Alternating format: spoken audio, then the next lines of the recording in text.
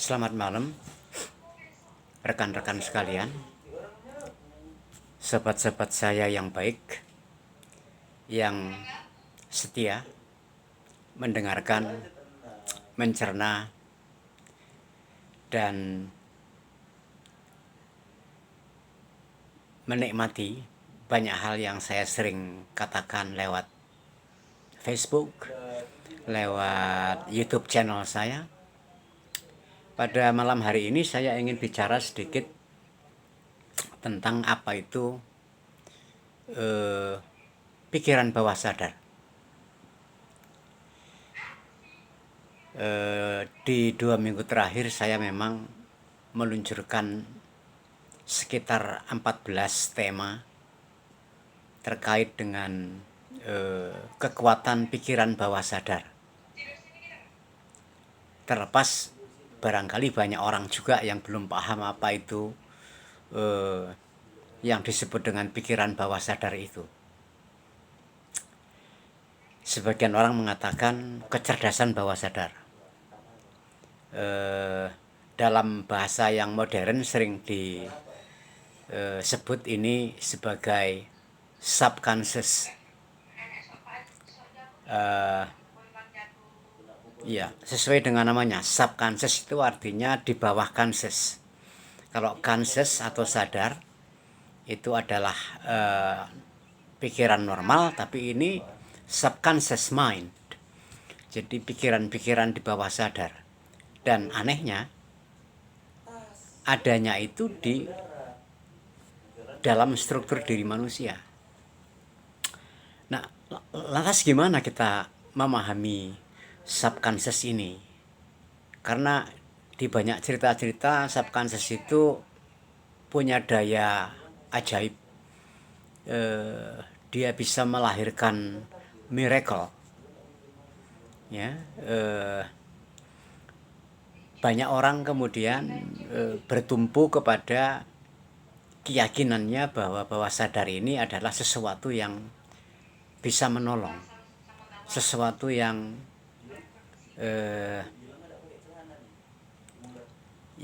menjadi satu bagian di dalam kehidupan manusia.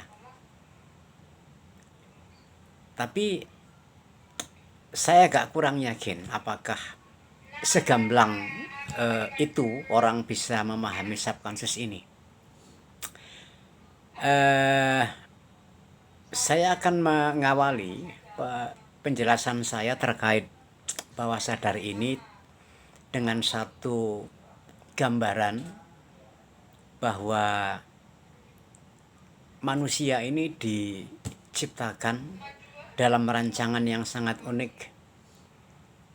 Di dalam diri manusia itu ada sistem unik yang butuh dieksplorasi, butuh dipahami secara meluas. Jadi tidak mudah memang kalau kita kemudian melihat ke dalam struktur penciptaan kita ini. Misalnya salah satu perangkat yang katanya hebat itu bahwa manusia itu punya otak atau brain, ya, brain yang kita gunakan untuk mengolah pikiran, mengolah data, mengolah semua hal. Dan ternyata otak atau brain itu tidak sesederhana yang kita bayangkan ya. Penelitian menunjukkan bahwa ada bagian-bagian otak itu yang disebut dengan otak beta. Kemudian ada otak alfa, ada otak theta, ada otak delta. Ada paling tidak 4 bahagian yang sering dibicarakan oleh orang. Misalnya di dalam otak itu ada gelombang, ya, atau bekerjanya otak itu persisnya antar bahagian itu ada gelombang-gelombang yang ada ukuran-ukurannya sendiri. Unit ukurannya itu disebut dengan hertz katanya ya. Saya akan secara teknis menjelaskan tentang gelombang itu. Tapi kata-kata gelombang akan saya pakai untuk sekedar menunjukkan bagian-bagian yang ada pada otak manusia.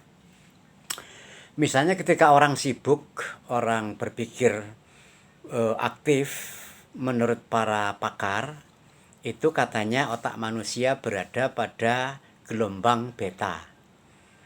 Gelombang beta ini kalau dalam bahasa yang sederhana, saya mau bilang, ya mungkin ketika gelombangnya terlalu sibuk, mikir sana sini, memproses informasi, sedang bekerja, sedang memikirkan sesuatu, sedang mencari solusi apapun itu, maka gelombang otak kita kayaknya kenceng gitu aja. Kalau saya bilang gelombangnya kenceng, gelombangnya sibuk, orang menyebutnya sebagai otak beta. Nah, belahan lain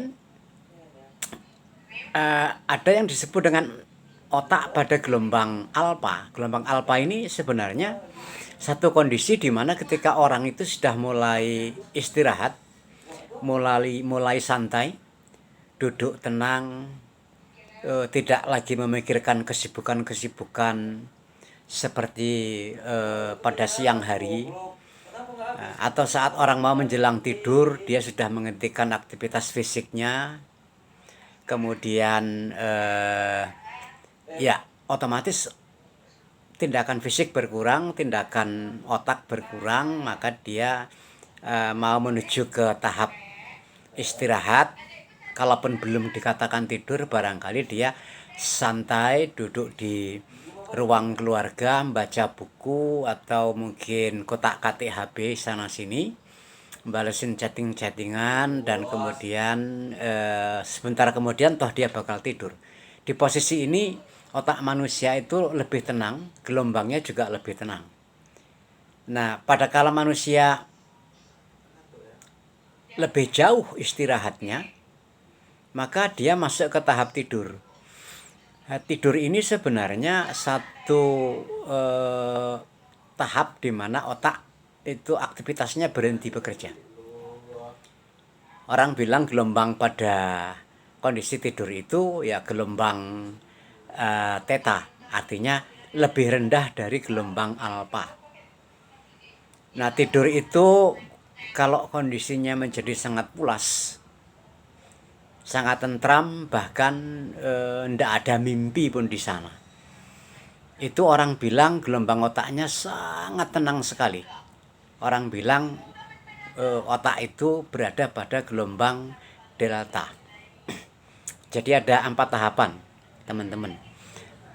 Gelombang beta pada saat otak sedang sibuk, gelombang alfa ketika orang sudah mulai tenang, gelombang theta ketika orang masuk ke alam tidur itu, dan gelombang delta ketika tidur Anda itu, atau tidur seseorang itu menjadi sangat tenang, teduh, dan sama sekali aktivitas otak berhenti, bahkan mimpi pun tidak masuk di sana.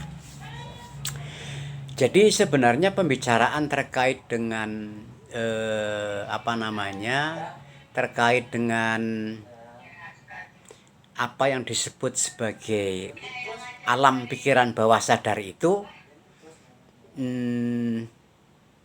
ya tahap di mana otak masuk ke wilayah alfa, theta, dan delta ini boleh dikategorikan sebagai otak pada gelombang bawah sadar. Sementara yang melulu sadar itu adalah otak yang berada di dalam gelombang beta ketika kita sedang beraktivitas sibuk keseharian di kantor, di tempat kerja, dan di mana-mana itu. Saya pikir di tahap ini tidak terlalu teknis. Saya juga menghindari hal-hal yang teknis untuk bicara soal ini. Di tahap ini kita sudah bisa membayangkan bahwa yang disebut sebagai bawah sadar atau otak bawah sadar atau subconscious mind adalah bicara tentang gelombang otak yang sudah mulai tenang, tentram, tidur, teduh, dan kemudian sama sekali otak menghentikan aktivitasnya. Itulah dia alfa, theta, dan delta. Nah, kenapa orang bicara begitu sibuknya terkait dengan pikiran bawah sadar ini. Ada apa sebenarnya? Banyak pakar, banyak penulis buku, banyak para ahli yang juga membicarakan soal ini. Kalau Anda buka di YouTube channel, banyak sekali orang juga bicara soal pikiran bawah sadar, kecerdasan bawah sadar, dan macam-macam. Di sini perkaranya, ternyata memang menurut penelitian, ketika seseorang itu bisa mengenali cara bekerjanya dua wilayah sadar dan bawah sadar ini bisa dimanfaatkan sebagai cara untuk manusia bisa berinteraksi antara lahir dan batinnya. Gampangnya begitu. Jadi ini bicara lahir batin bisa, bicara bicara fisik non fisik bisa. Karena menurut penelitian, kemampuan terbesar otak manusia itu beradanya atau tersimpannya ya di wilayah bawah sadar ini. Secara presentasi, para pakar banyak menuliskan bahwa sebenarnya kemampuan otak sadar kita ini yang sangat hebat ini, bahkan bisa sampai ke ke tingkat pendidikan profesor, doktor, dan segala macam itu hanya berada pada wilayah gelombang otak sadar. Secara presentasi katanya range-nya itu di antara 12 sampai 15%. Katakanlah 15%. Itu berada di wilayah otak sadar, kemampuan otak dalam memproses macam-macam. Di 15% maksimal ini saja sebenarnya otak manusia kelihatannya sudah luar biasa hebat. Tapi itu belum seberapa. Karena yang jauh lebih hebat itu kemampuannya, itu justru berada di bawah sadarnya. Sekitar 85%, dan 85% itu berada di otak bawah sadarnya. Maka kalau melihat presentasi yang begitu besar, lagi-lagi menurut para pakar, dan saya yakin itu 100%,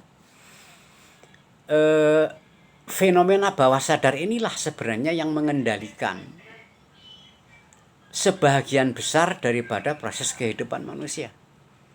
Banyak sekali proses-proses yang terjadi di dalam diri manusia ini, termasuk pengendalian sistem tubuh kita itu, dikendalikan dari bawah sadar diri manusia. Misalnya begini, siapa yang mengendalikan tidur Anda, ya itu ya bawah sadar. Siapa yang mengendalikan sirkulasi darah Anda terus berputar, itu ya di bawah sadar itu mesin pengendalinya. Siapa yang membuat napas Anda keluar masuk terus menerus tanpa henti, itu ya peristiwa bawah sadar. Siapa yang mengajak Anda lapar, membuat Anda capek, dan kemudian Anda harus tidur, Anda butuh istirahat, itu ya bawah sadar. Tapi bawah sadar ini menurut para pakar itu bekerjanya harus mendapatkan input dari luar sebagian. Misalnya kemudian orang bisa mempercayakan macam-macam kehidupannya itu lewat mekanisme bawah sadar, gitu loh. Nah, kalau ditanya kenapa ini semua terjadi, ya saya tidak bisa menjawab secara pasti. Menurut saya ini adalah sebuah desain yang Tuhan yang Maha Kuasa dalam hal ini mendesainnya seperti itu. Tugas kita memahami sebenarnya. Kita nggak bertanya kenapa itu bisa kayak begitu. Nah kemudian terus peran Tuhan itu apa? Nah itu kan repot itu. Repot betul kalau begitu. Ya saya pikir kalau pertanyaannya kemudian Tuhan di mana? Ya, Tuhan itu di mana kemudian kalau kemudian seluruh kehidupan kita itu dikendalikan 85% oleh pikiran-pikiran bawah sadar kita. Menurut saya kalau saya mesti jawab ya Tuhan itu ya begitulah dipahami. Dia mendesain itu, mungkin dia menjadi bagian itu juga. Kan lebih enak mikirnya daripada kita mikir Tuhan di sono-sono jauh banget, di atas sekali, tinggi sekali, sehingga kita pun saking tingginya kita letakkan Tuhan itu kita malah bingung. Sebenarnya ketinggian Tuhan itu menurut saya ya operasional begitu ini. Dibutuhkan penelitian lebih lanjut barangkali untuk kita bisa paham lebih konkret. Apakah ya seperti yang saya bilang ini, atau jangan-jangan sama sekali beda dengan yang saya bilang ini. Itu nanti aja, saya pikir kita butuh sesuatu yang operasional hari ini. Dan kenapa saya bisa mengatakan hal seperti ini, memang saya juga membaca sejumlah jurnal dan menelusuri, termasuk juga memahami banyak sekali dokumen-dokumen yang saya baca yang ditulis oleh pakar dalam negeri dan luar negeri, yang semua rata-rata hampir mengatakan sama, bahwa dalam diri manusia itu ada mekanisme yang perlu dipahami. Yang lebih anehnya lagi, nah nasib manusia itu ditentukan oleh bawah sadarnya. Bawah sadar itu kemudian mengeksekusi macam-macam lewat input-input yang diberikan secara sadar. Jadi kayaknya begini dia, ada hubungan yang harus sinkron gitu loh, antara pikiran sadar yang memberi input dan pikiran bawah sadar yang hanya menerima input. Dia nggak peduli. Artinya input itu negatif juga diterimanya, dia proses. Input itu positif ya dia terima, dia proses. Nah jadi ya bergantung. Artinya kalau tanpa sadar kita memberikan input-input yang negatif, maka hal negatif itulah yang kemudian dieksekusi. Nah, bagaimana dong bawah sadar ini mengeksekusi semua itu? Lah, mengeksekusinya itu ya tetap lewat tindakan-tindakan sadar manusia ini. Karena dia adalah mesin yang memproses data positif dan negatif, kemudian ketika mau dieksekusi, mau diekspresikan, cara mengekspresikannya itu ya lewat tindakan fisik manusia. Nah, kira-kira seperti itu uniknya. Saya pikir yuk banyak hal yang saya harus katakan ini dalam periode yang singkat ini, tapi kira-kira antara pikiran sadar dan pikiran bawah sadar itu secara umum saja dulu saya menjelaskan seperti itu. Nah, kalau di suku saya itu suku Jawa. Di suku Jawa itu ada istilah jabang bayi. Artinya orang Jawa itu menggunakan istilah jabang bayi itu sebagai satu bentuk mekanisme ada sesuatu di dalam dirinya yang sifatnya kayak jabang bayi. Makanya kalau kita membaca naskah-naskah Jawa kuno, termasuk doa-doanya orang Jawa, itu selalu saja dalam setiap mantra-mantra doa-doa itu selalu menyebut jabang bayi. Nah, artinya, loh kok orang Jawa bilang jabang bayi? Saya ya maklum, artinya ya orang Jawa itu ndak punya istilah lain, dia nggak mengenal bawah sadar, dia ndak mengenal subconscious mind. Aku ya opo jane, orang Jawa gak ngerti itu. Maka mereka menemukan cara sendiri, mencarikan nama sendiri bahwa ada satu mekanisme di dalam diri setiap orang yang disebut dengan jabang bayi. Nah orang Jawa, lagi-lagi orang Jawa ini, percaya kalau apa yang disebutkannya itu si jabang bayi bakal mendengar. Si jabang bayi bakal menangkap itu, apapun itu, doa dan keinginannya, diserahkan lewat doa dan ditangkap oleh si jabang bayi. Nah kemudian orang Jawa percaya kalau si jabang bayi ini bakal mengeksekusi itu kemudian. Misalnya doanya kepingin punya mobil, pengen punya rumah. ya, dia sambat sama jabang bayinya, kemudian jabang bayinya menangkap peristiwa itu sebagai perintah. Nah, kemudian si jabang bayi mengeksekusi itu. Si jabang bayi kemudian melaksanakan itu. Apakah ini kemudian ajaib? Ya enggak. Nanti prosesnya berjalan juga secara alamiah. Nah, misalnya seseorang pengen punya rumah, dia katakan setiap malam kepada jabang bayinya, ya, kemudian dia percaya bahwa dalam proses perjalanan kehidupan kemudian rezekinya kemudian yang dia rasakan semakin lancar, cara dia mengumpul uang menjadi lebih mudah, dan kemudian tiba-tiba saja dia menyadari bahwa uangnya sudah cukup untuk membeli rumah atau membangun rumah. Jadi pekerjaannya juga tidak ajaib, bukan bim salah bim kemudian jadi itu ya enggak. Ini kan hanya metodologi yang orang Jawa pakai untuk memahamkan dirinya bahwa di dalam mekanisme dirinya itu ada sesuatu yang mendengarkan, ada sesuatu yang bisa mengingat. Pertanyaannya paling-paling begini, lah kok mereka menyebutnya jabang bayi? Ya karena orang Jawa percaya bahwa sifat daripada mekanisme internal itu sifatnya kayak bayi. Bayi itu artinya nggak punya nalar yang berlebih. Dia bayi itu nggak bisa berdebat. Nah, jadi anak bayi itu ya seperti anak bayi itu, sampean mau kasih apa juga dia terserah, mau di gimana juga terserah, dibilangin apa juga terserah, bahkan dia pun nggak mau mendebat kita, loh kok perintahnya jelek misalnya begitu. Oh, nggak ada urusan. Nah, jabang bayi inilah yang kemudian kalau dalam dunia modern, dalam dunia sains itu disebut sebagai subconscious ini.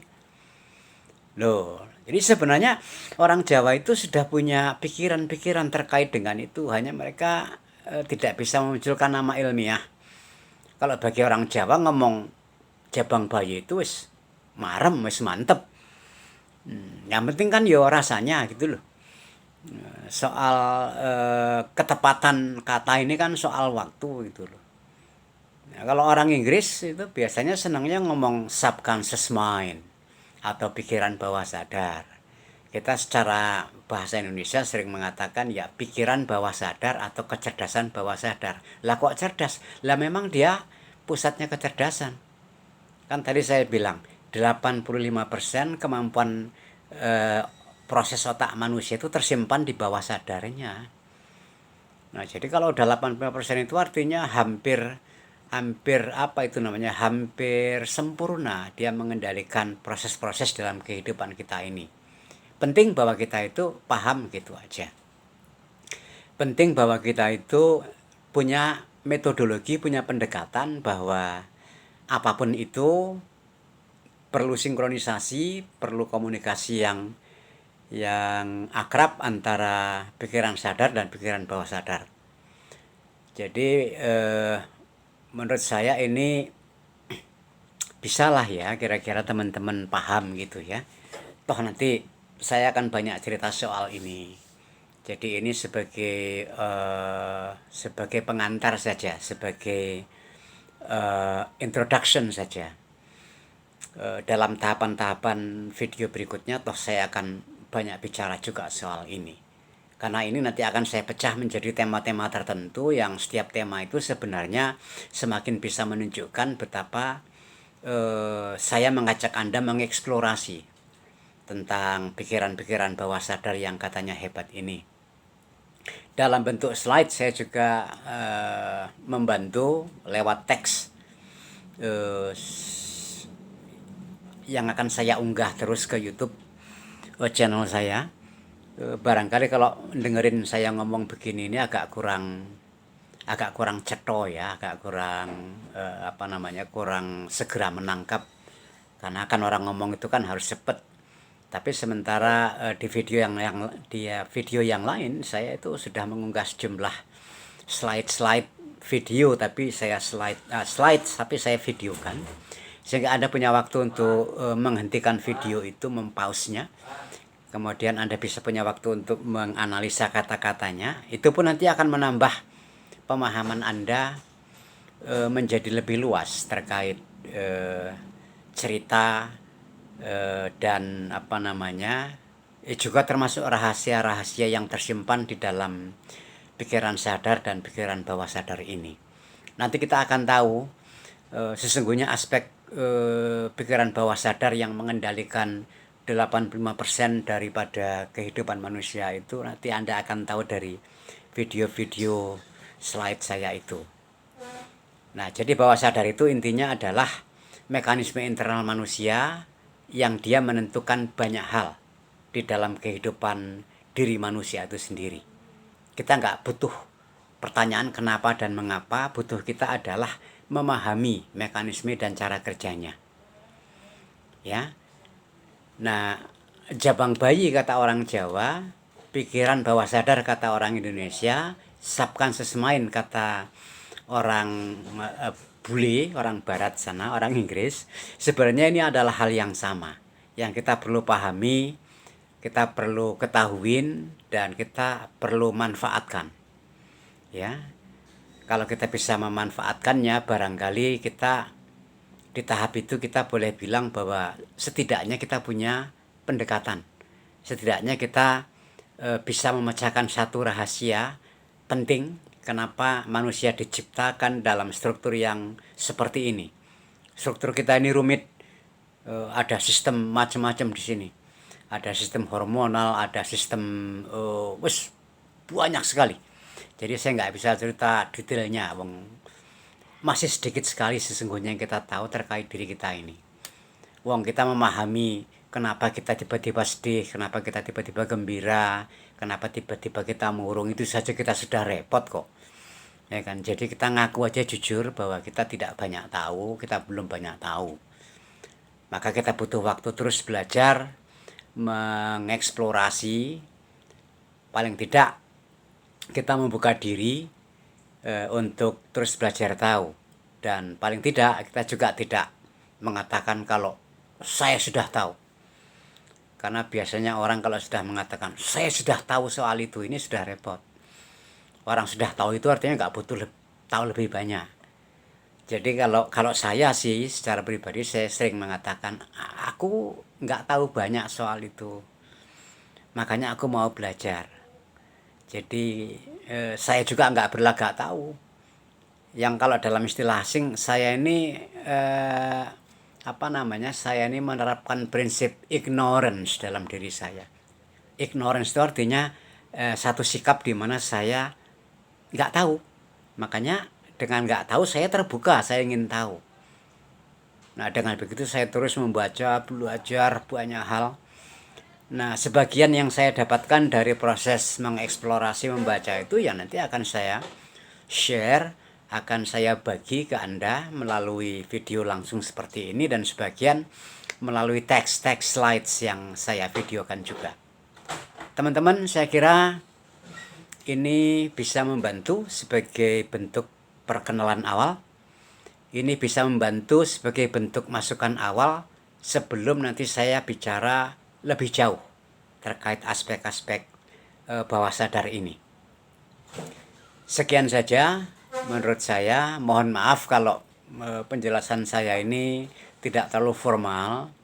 Ya, saya nggak di coaching oleh siapa-siapa, kemudian juga nggak pakai persiapan yang harus bagaimana gitu. Ruang di mana saya melakukan ini pun ya ruang kerja saya, ruang kantor saya pribadi di rumah, yang kelihatan di backgroundnya ini acak-acakan. Tapi menurut saya itu semua tidak penting. Yang penting itu bahwa saya ingin dekat dengan Anda, saya ingin sharing dengan Anda, buat kita bisa belajar bersama, kita bisa sinau bersama.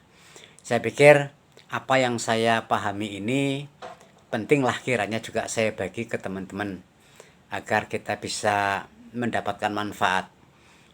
Dengan asumsi bahwa saya tidak pernah menganggap diri saya lebih pintar dari siapapun. Saya masih terus belajar setiap hari, setiap saat. Jadi teman-teman, saya kira itu saja. Saya akan segera sudahi pembicaraan saya untuk sesi ini. Dan sekali lagi saya mohon maaf lah kalau misalnya saya terkesan kayak menggurui, terlalu pinter, atau tidak jauh dari perasaan itu. jauh dari pikiran bahwa saya ini menggurui itu jauh sekali. Teman-teman selamat malam. Ketemu kembali di video yang akan datang. Terima kasih dan selamat istirahat karena waktunya juga sudah larut. Wassalamualaikum warahmatullahi wabarakatuh.